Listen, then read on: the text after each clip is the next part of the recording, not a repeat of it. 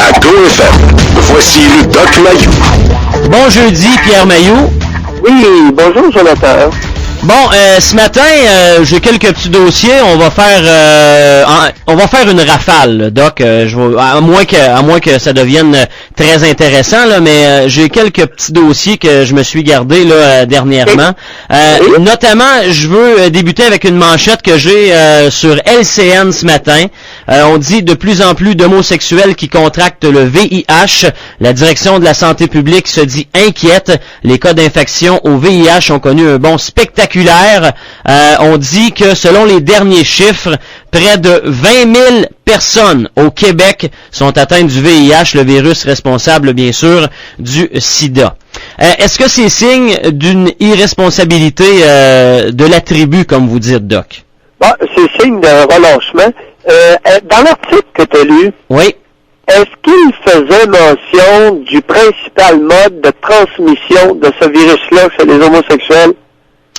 Ce que j'ai comme détail, Doc, je vais vous lire ça. J'ai ça ici, attendez un petit peu. La progression la plus fulgurante, donc, a été enregistrée chez les hommes ayant des relations sexuelles avec d'autres hommes. 23% entre 2004 et 2006, et ça représente 44% de tous les cas déclarés depuis 2002. Autre problème, le quart des personnes qui ont le VIH ignorent leur infection, donc la réponse à votre question est non.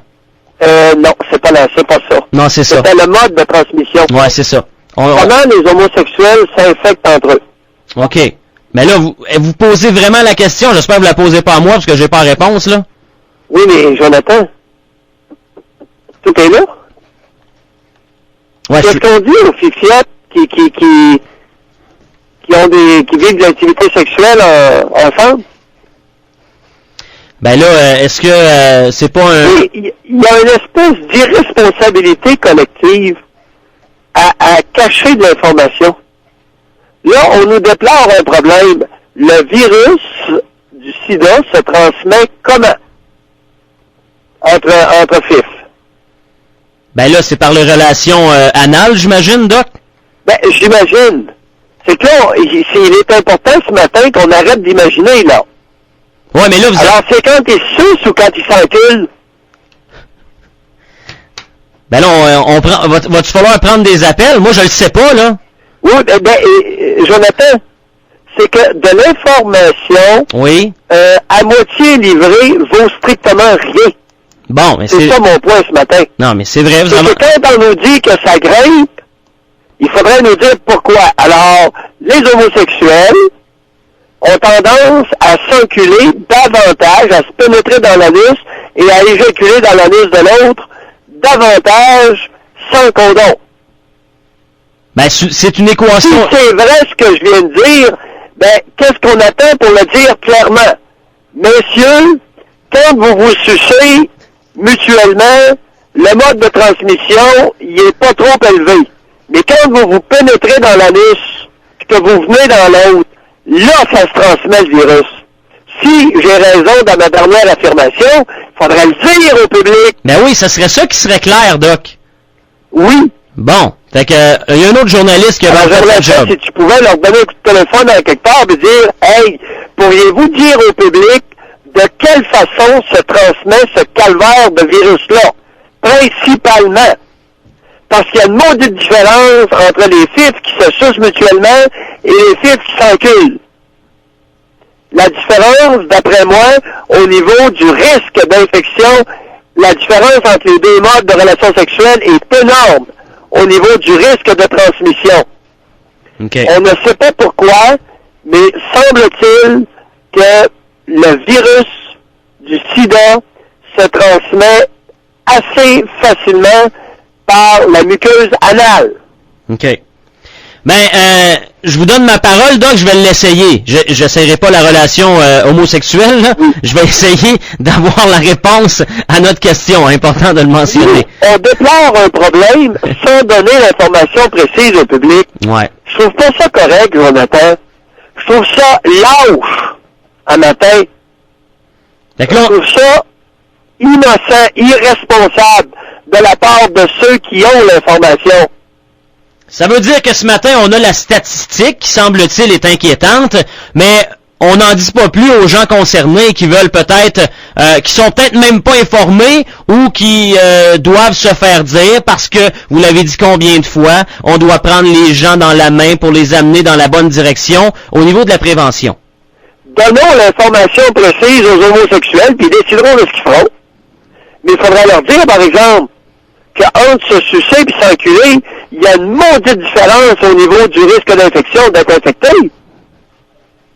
Parce que, d'après ce que j'en sais, je ne veux pas induire personne en erreur, Jonathan, d'après ce que j'en sais, le mode de transmission par l'anus, OK, est 10 fois, puis peut-être 50 fois plus élevé que le mode de transmission par la bouche. OK. Autrement dit, le sperme infecté dans l'anus a de fortes chances d'infecter le partenaire, alors que du sperme dans la bouche, c'est beaucoup moins élevé le risque de transmission. Bon, OK. Mais ça, il faut que ce soit absolument vérifié d'urgence. Ben oui! C'est ça qu'il faut qu'il soit dit. Ouais, il est là le point. OK. Bon, autre dossier, Doc. Oui. Le nombre de suicides en forte baisse, comment on l'explique? Est-ce que vous avez une idée là-dessus? Ça veut dire que le travail qu'on fait, ça rapporte ou c'est pas comme ça qu'il faut l'interpréter? Non, je ne sais pas encore. Encore là, on nous donne une statistique brute avec très peu de données autour. Ben oui. Alors, je ne sais pas. OK. Est-ce que c'est un hasard? Est-ce que ça va revenir? Est-ce qu'il y a moins de drogués et d'alcooliques? Je ne sais pas.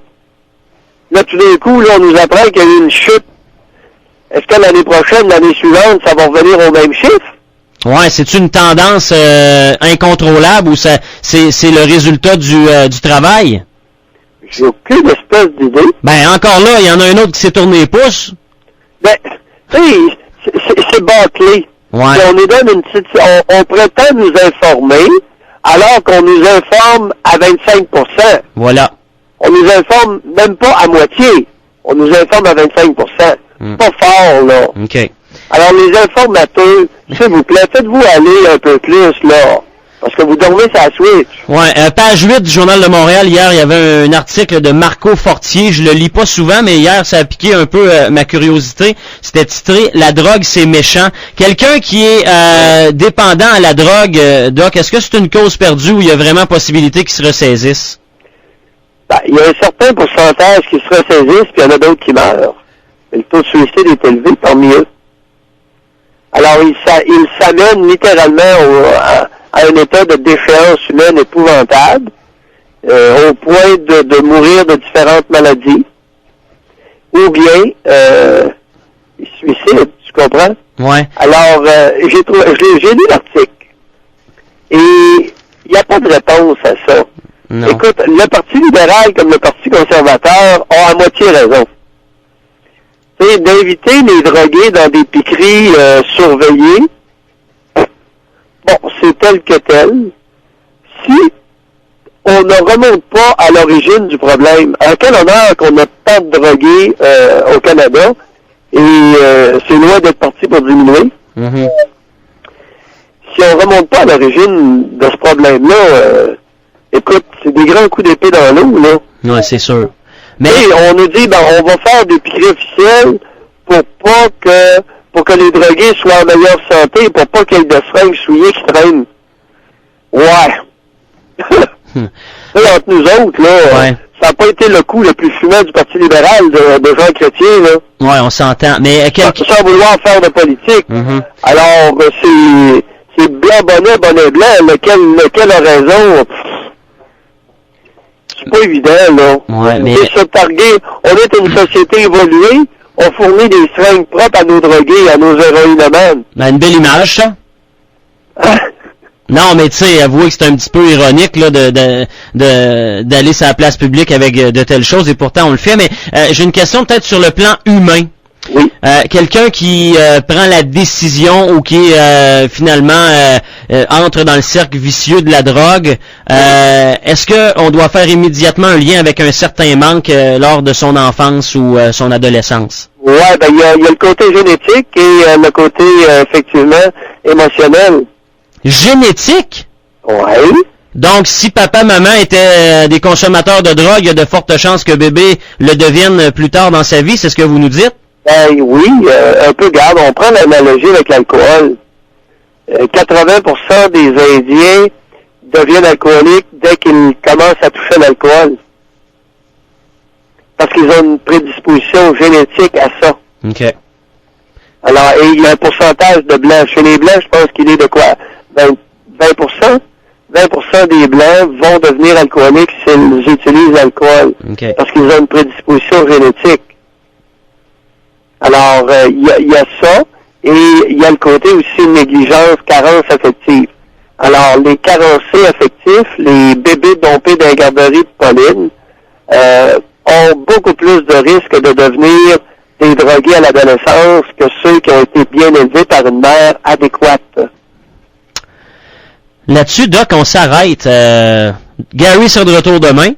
Excellent. Pour la dernière de la semaine, et bonne journée, bon jeudi. Et j'aimerais ça qu'on nous donne les risques de transmission, les différents modes de transmission du VIH, du sida. Je vous l'ai dit. Afin qu'on informe bien la population des grosses différences, en particulier les homosexuels, selon qu'ils se pénètrent dans l'anus ou qu'ils se sucent.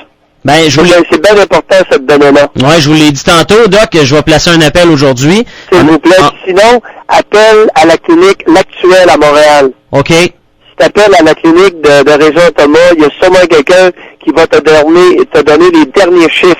Bon, mais parfait. On en reparle demain, oui, clarification. Parce que on ne laissera pas de l'information là à la volée comme ça. Les homosexuels, tu sais, sont de plus en plus infectés à nouveau. Ben oui, mais comment? En faisant quoi, calvaire? C'est ça qu'il faut leur dire. Ciao, Doc. Excellent. Bye.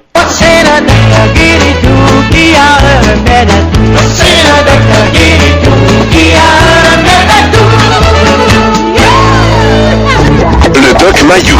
Du lundi au vendredi à 8h05 et 17h45. À GoFM. Latitude Rock. Le commentaire du Doc Mayou, une présentation de